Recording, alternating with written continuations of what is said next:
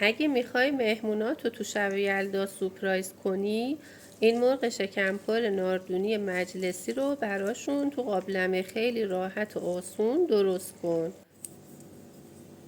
این هم از امضای کارمون.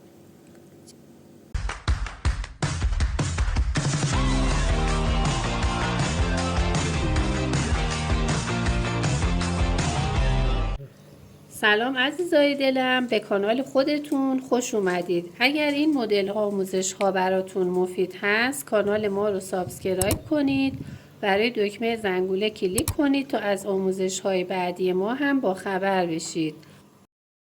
خب برای تهیه این مرغ شکمپر ناردونی در مرحله اول مرغ رو کمی نمک میزنیم،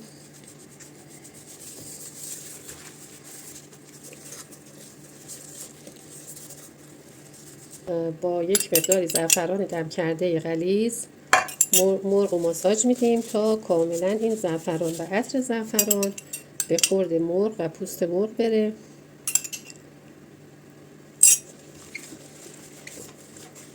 همینطور من داخل شکم مرغ رو هم میریزم.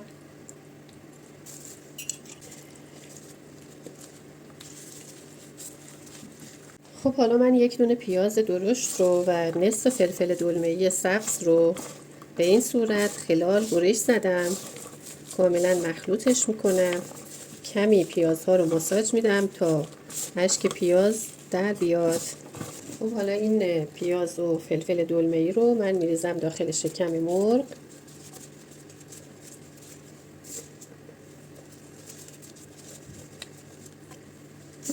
و همینطور اطراف مرغ و میگذارم 1-2 ساعت داخل یخچال تا عطر و طعم سبزیجات و زعفران کاملا به خورد مرغ بره و اگر احیانا مرغتون بوی زفت داشت اون بوی زفت رو بگیره. و 2 عدد پیاز متوسط رو من کاملا نگینی و ریز خورد میکنم.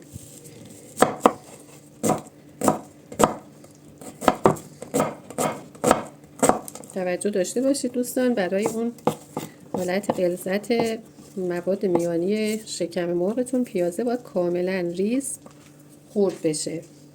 خب پیازهایی که نگینی کاملا ریز خورد کردیم، اگه برای مهمانی و مجالس هم میخواین، پیاز هرچی ریزتر باشه کیفیت مواد میانی مرغتون بهتر میشه.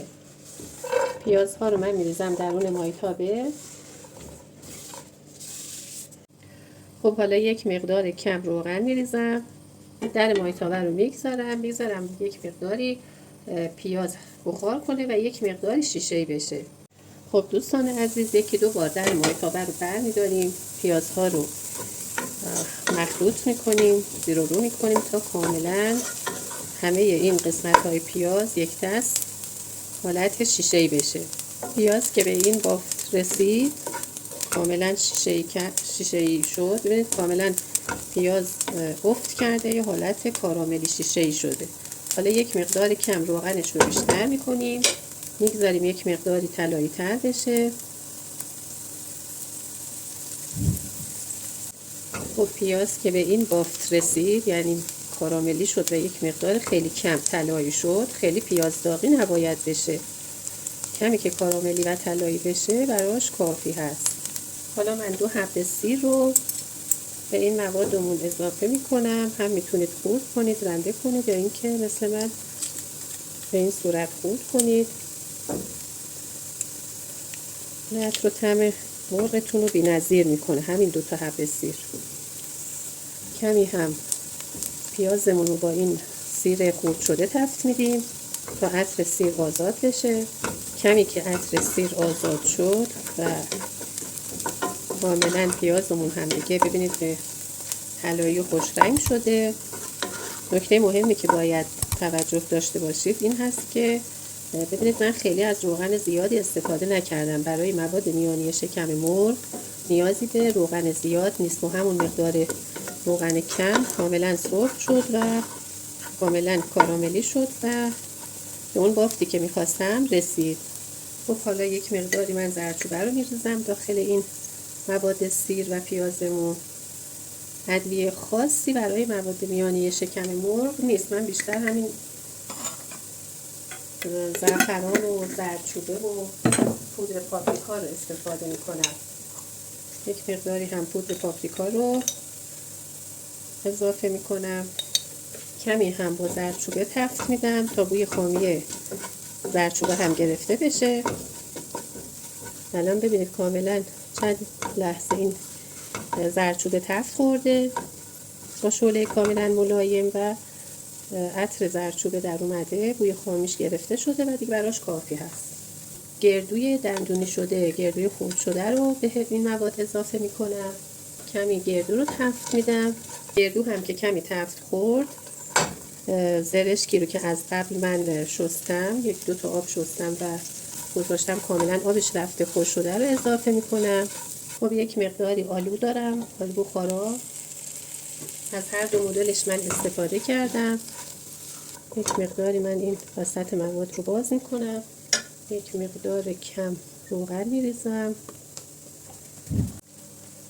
تقریبا یک نصف قاشق رب گوجه فرنگی رو من میریزم داخل این مواد.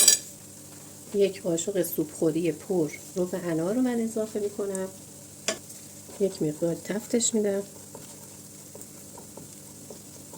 در مایتابه رو میذارم کاملا با شعله ملایم. کمی این رب انار وسط مایتابه تفت بخوره و بوی خامیشون گرفته بشه. خب کمی که با شعله ملایم این مواد سسمون هم تفت خورد، دیگه کاملا با بقیه مواد مخلوطش میکنیم.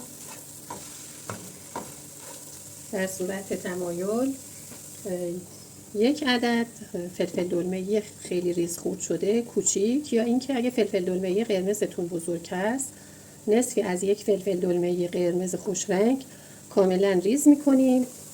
در صورت دلخواه به موادمون اضافه میکنیم. هم رنگ و هم طعم مواد میانی مرغ رو بی نهایت عالی میکنه.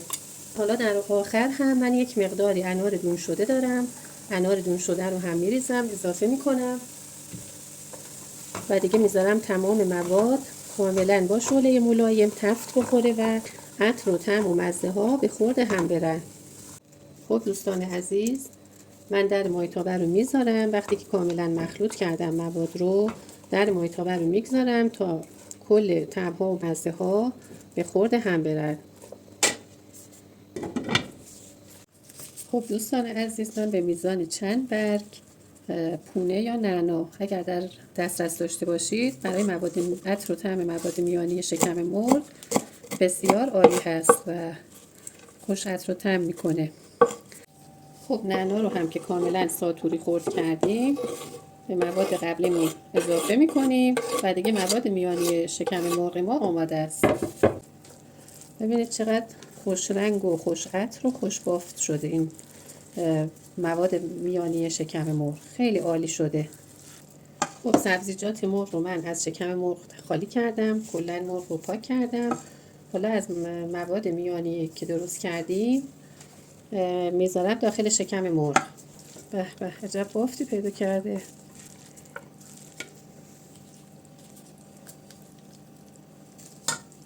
سعی کنید کاملا شکم مرغتون رو پر کنید، یعنی با دست آزاد کنید مواد رو، کاملا شکم مرغتون پر بشه.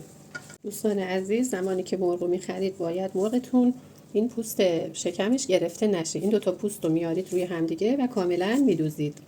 خب دوستان عزیز، همینطور که ملاحظه میفرمایید من شکم مرغ و پوست شکم مرغ یک مقداری ضخیم هست، آوردم روی هم و با یک نخ تمیز و استریل شده کاملا دوختم تا هیچ منفذ بازی نداشته باشه. هر دو تا پای مرغ رو هم میاریم روی همدیگه به این صورت و کاملا میبندیم، گره میزنیم. بالهای مرغ رو هم به این صورت من با خلال دندون فیکس کردم. خب حالا مرغمون رو درون مایتابه میذاریم و هر 4 طرف مرغ رو سرخ میکنیم. مرغ که هر 4 طرفش سرخ شد، مرغ رو میذاریم کنار. یک عدد پیاز متوسط رو کاملا ریز نگینی سرخ میکنیم، تفت میدیم.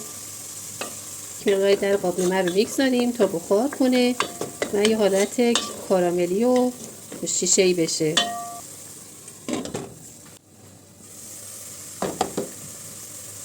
خب زمانی که پیازمون هم تفت خورد و به این صورت کاراملی و خوش رنگ شد بافتش، به این صورت در اومد. زردچوبه رو اضافه میکنم.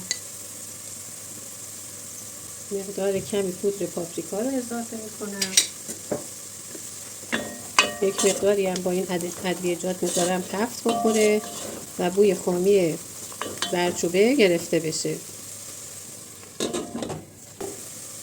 زمانی که زردچوبه‌مون هم تفت خورد و بوی خامیش گرفته شد، یک قاشق رب گوجه فرنگی و یک قاشق سوپخوری رب انار اضافه میکنم و تفت میدم.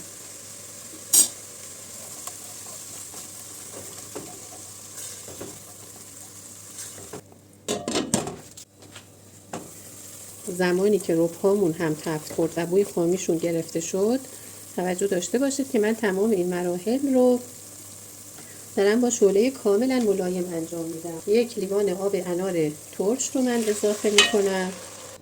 چون مواد مرغ شکمپر من و این آب انار ترش هست، من خیلی نمیخوام شیرین بشه، میخوام در حد بین ترش و ملس باشه. فقط یک قاشق شکر رو اضافه میکنم. مواد رو کاملا مخلوط میکنم.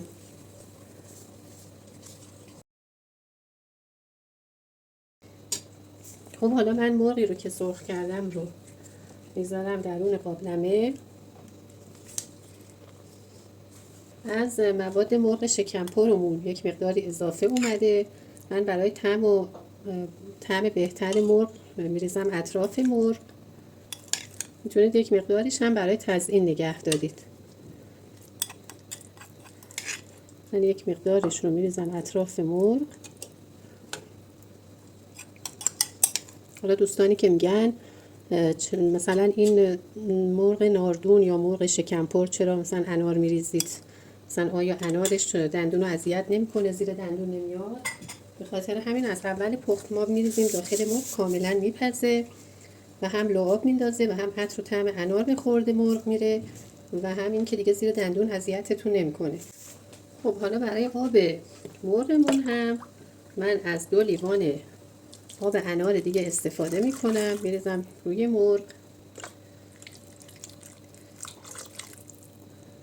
1 لیوان فرانسوی زعفران دم کرده دارم، اون رو هم میدم روی مرغ. خب دوستان عزیز، همونطور که ملاحظه میکنید نصف مرغ رو آب گرفته و با حرارت و شعله بسیار ملایم میگذارم که مرغ به مدت 1.5 ساعت بپزه. خب دوستان عزیز، به میزان مورد نیاز هم نمک رو اضافه میکنیم به مرغمون و میگذاریم با حرارت کاملا ملایم مرغ بپزه و مغز پخت بشه. خب دوستان عزیز، من مرغ رو برگردوندم تا اون یه سمت از مرغ بپزه، حدود بین 20 دقیقه تا نیم ساعت. بعد برمیگردونم سمت دیگه مرغ بپزه. همینطور که ملاحظه میفرمایید من مرغ رو چرخوندم تا سمت اون قسمت دیگه هم بره داخل این مواد و کاملا بپزه و مواد به خوردش بره.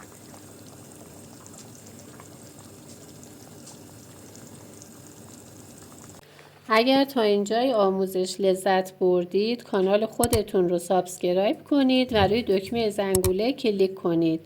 ما رو هم به دوستان خودتون معرفی کنید تا به جمع خانواده ما بپیوندند. با لایک هاتون و کامنت های خوبتون به ما انرژی بدید و از خوردن این خوراک در کنار عزیزانتون لذت ببرید.